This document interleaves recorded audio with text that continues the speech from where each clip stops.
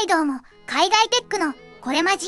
ミントです。りなです。今日は新しい AI モデルの中身お得会君 K3 ムーンショット交渉で世界初の 2.8 兆パラメータ級オープンウェイトモデルです。2.8 兆パラメータってもう数え方が壊れてないのだ。しかも格闘組んで選ばれるのは896人中16人だけ。実際に動くパラメータ数は非開示なんだって。そう。しかもムーンショット交渉の比較表でリードするのは一部だけ。どこで競りどこで届かなかったか、今日はそこも含めてみます。1M トークンをどう軽くして896人の専門家をどう安定して選ぶのか、それを解くんだね。これマジ全部見せて。2026年7月16日ムーンショット AI が君 K3 を発表しました。ムーンショット交渉で総パラメータ 2.8 兆ナティブコンテキスト 1M トークン API 君コム君コード CLI から今すぐ使え。ムーンショット発表ではフルウェイツは7月27日に公開予定です。今はまだ公開予告の段階で、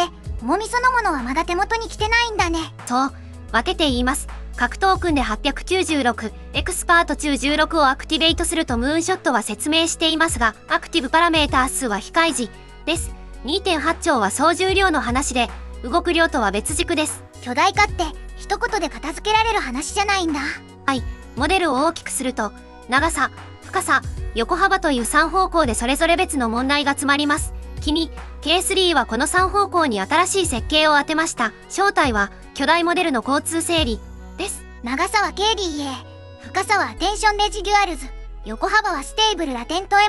って整理すればいいんだね。一個ずつ見ていこう。 1M トークンを覚えられるなら過去を1回しまっておくだけでいいんじゃないの。普通のアテンションは過去の全トークンを1人ずつ読んで重要度を比べる全校生徒の個別面談に近い方式です。プロンプト全体を読み込む段階の計算は長さに対してほぼ2乗で増え、その後新しい一語を出すたびにも伸び続ける過去を毎回読みに行きます。生徒が増えるほど最初の面談もその後の毎回の確認もじわじわ重くなっていくんだ。そう。それに対してリニアアテンションは過去の発言を更新可能な集約ノートへ畳み込んでおいて、質問時にはそのノートだけを読む発想、毎回全員を呼ぶ負担を抑えやすい。ノート一冊にまとめちゃったら細かい話を思い出せなくならない？集約にはアスクが伴うので、一言をピンポイントで思い出す精密なリコールは全員照合より弱くなり得ます。リニアアテンション全般の代償です。だから KDA、君、デルタアテンションはハイブリッドリニアアテンションとして設計されています。集約ノート経路と精密な参照を保つ経路を組み合わせる狙いで、混合比率の詳細は独立検証待ちです。いいとこ取りを狙ってるんだね。もう一つ地味だけど大事な話。普通のトランスフォーマー配信は同じ冒頭部分のキー、バリューを KV キャスとして使い回しますが、KDA の線形経路は履歴を独自の状態へ畳み込むため、従来の KV 保存、連結の前提と合いません。プリフィックスキャッシングがそのままでは使えません。早くする工夫のせいで従来のキャッシュの使い回しがそのままでは効かなくなるの？ムーンショット発表では KDA 向けの状態キャッシュ実装を VLLM へコントリビュートしたとしています。論文上の速さの話だけでなく、推論エンジン側の対応まで自分たちでやった具体例です。KDA はムーンショット交渉で約 1M トークン文脈のデコーディングが最大 6.3 倍、条件付きの最大値で、全長、全負荷、全ハードウェアで 6.3 倍という意味ではありません。1M トークン入るだけの話に加えて、巨大なコードベースや長いエージェントの履歴を毎回照合するコストが実際の速度と料金に直結するんだね。層を深くするなら前の層の答えを次へ渡すリレーで十分じゃないの？通常のトランスフォーマーは階段のように層を積み、各層が直前の表現へ処理を足して次へ渡す伝言ゲームに近い構造です。深くなるほど初期、中間層の有用な表現は何度も混ぜられ、後段が直接戻る経路は限られます。何人も経由した伝言ってだんだん元の言い方が薄れていくもんね。そこでアテンションレジデュアルズ、略してアットネスは直前層までの累積だけに頼らず、深さ方向に並ぶ複数の表現からその場で役立つものを選択的に取り出します。初項、要点整理、構造分析といった各段階のメモを棚に残す発想です。全部の過去層を無条件に足すわけじゃないんだ。はい、そこが差分です。必要な範を選択的にリトリーブする設計です。トークン1を探す横方向のアテンションとは別に、何層前の見方を使うかという縦方向の検索です。ムーンショットは追加コスト 2% 未満でトレーニングエフィシェンシーが約25% 向上したと発表しています。学習時間が 25% 短い。への言い換えはしません。指標の定義は未確認です。2.8 兆っていう横方向の大きさに目を奪われがちだけど、深さの側でも情報の通り道が詰まるんだね。層を積む量より層の間でどの表現を取り出すかを設計し直したと。パラメータ数より情報の通り道の設計が効率を左右する例です。896人の専門家がいるのに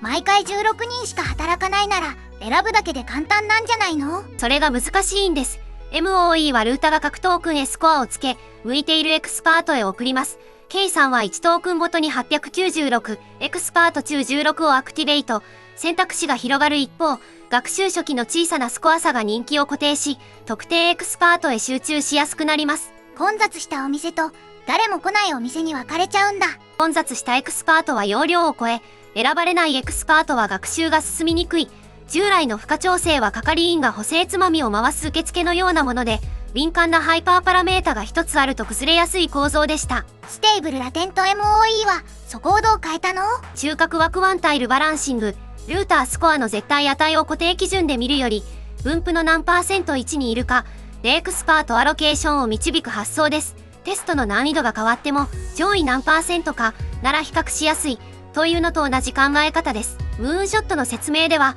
これによりヒューリスティックな高進速と敏感なハイパーパラメータを一つ外せるとしています。完全に調整不要、偏りが消えた、とまでは広げません。もう一つ、パーヘッド、ミューオンって名前も見たんだけど、ステーブルラテント MOE にはクワンタイルバランシングに加え、ヘッド単位で更新の大きさを揃え最適化を安定させるパーヘッド、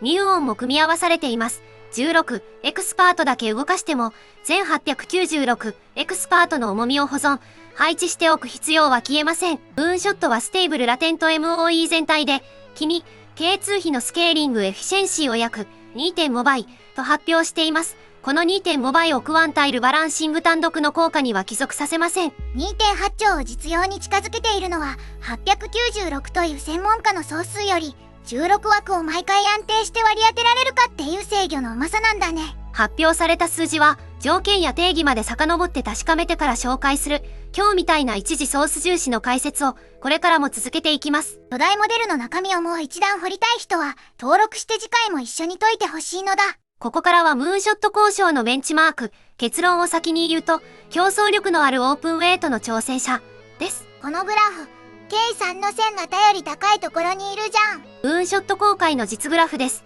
トリトンカーネルをエージェント的に改良し続ける評価で、既存カーネルへの速度改善はムーンショット交渉で君、K3、プラス 59.7%、クロード、フェーブル、5、プラス 57.1%、GPT5.5、プラス 30.8%、GPT5.6、ソル、プラス 17.3%、オープンウェイトの K さんが最上位クローズド勢とわずかに並ぶか上回った例です。これで K さんが全部で上って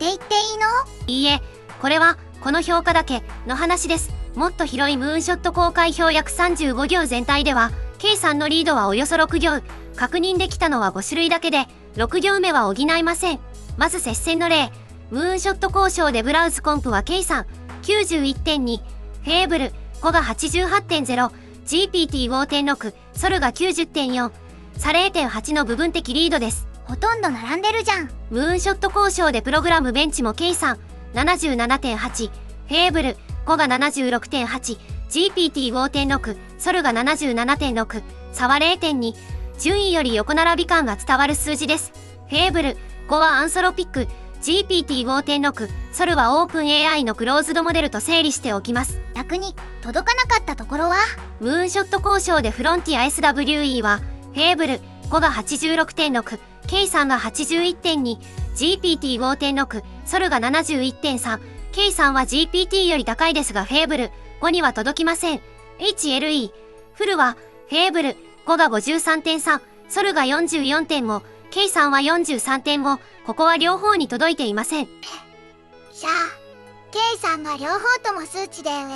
みたいな見出しは早とちりってこと？一つ訂正すると、ターミナルベンチ 2.1 は君、コム掲載表示体で GPT5.6、ソルが 88.8、K さんが 88.3、K さんが GPT5.6、ソルを上回る例には含めません。一部で戦闘、全体では接戦と課題が混在ってことだね。バージョン、サンプリング条件、スカフォールドの違いで順位は動き得ます。条件差を含めて読む必要がある数字というのが今日の立場です。そういえば GPT5.6 が出たその日にやっとコーダー問題や論理パズルで実測した回もあるんだけど、今日名前が出た GPT5.6 ソルの実測が気になった人はそっちも見てみて。オープンなら君 K3 って家の PC でも動くの？そこが誤解しやすいところ、フルウェイツは複数テラバイト級になり得て、家庭の GPU1 枚を大幅に超えます。16エクスパートだけ動かすにも全重みを保存配置するインフラや KDA 対応ソフトウェアがいります。重みにアクセスできると家庭で動かせるは別の条件です。じゃあオープンの価値ってどこにあるの？今すぐはオープン AI SDK 互換の API から既存クライアントで試せること。ムーンショット掲載価格は100万トークンあたりキャッシュヒット入力 0.30 ドル、キャッシュミス入力3ドル、出力15ドル。キャッシュヒットが安いのはさっきの KDA とプリフィックスキャッシングの話とつながっています。ムーンショット発表ではフルウェイツが7月27日に公開予定になれば、解析や量子化、推論カーネルの研究を内部へ踏み込んで試せる可能性が出てきます。ただし改変、再配布、商用利用はライセンス次第で、完全オープンソースとは言いません。呼び方はオープン。ウェイトが今は安全です。今回の君、K3 は規模の看板より規模を成立させる中身の設計とその重みを開く予定であることが真です。今日の話をまとめると、君 K3 のニュース価値は 2.8 兆っていう看板より